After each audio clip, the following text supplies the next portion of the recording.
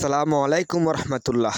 দিন দিন আমাদের দেশে উন্নয়ন হচ্ছে। উন্নয়নের কিছু নমুনা আমি আপনাদের সামনে তুলে ধরতেছি। এটা হলো আমাদের হবিগঞ্জ মাধবপুর বোল্লা 8 নম্বর বোল্লা ইউনিয়নের বরক এবং বোল্লা যাতায়াতের নদী, একটা ছোট্ট একটা নদীর উপরে যে ব্রিজটা কাজ চলমান ছিল, কাজটা কিন্তু বন্ধ হয়ে গেছে 2 বছর যাবৎ।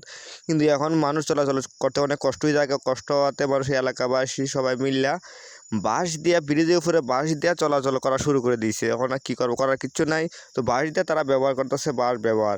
তো আমি ভিডিওটা করার উদ্দেশ্য হচ্ছে যে দেশের মানুষের যে উন্নয়ন হচ্ছে, উন্নয়ন একটা নমুনা দিয়ে আমাদের দেশে চলছে।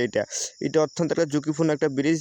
এই ব্রিজটার উপরে আসা যাওয়া করতে কিন্তু ছোটো ছোটো বাচ্চারা অনেক রিক্সে হয়। এই কারণে এটা যদি ব্রিজটা যদি অতি তাড়াতাড়ি যদি কাজটা শুরু হয়ে যেত, তো মানুষের চলাচলটা একটু আরাম হইতো, একটু গাড়ি ঘোড়া চলতে পারতো। হাইটে যাওয়া লাগে, হাইটে যাওয়াটা কি কষ্টকর। এখানে প্রায় 3 কিলোমিটার জায়গা হইতো, হাইটে যাওয়া লাগে এক জায়গাতে আরেক জায়গা।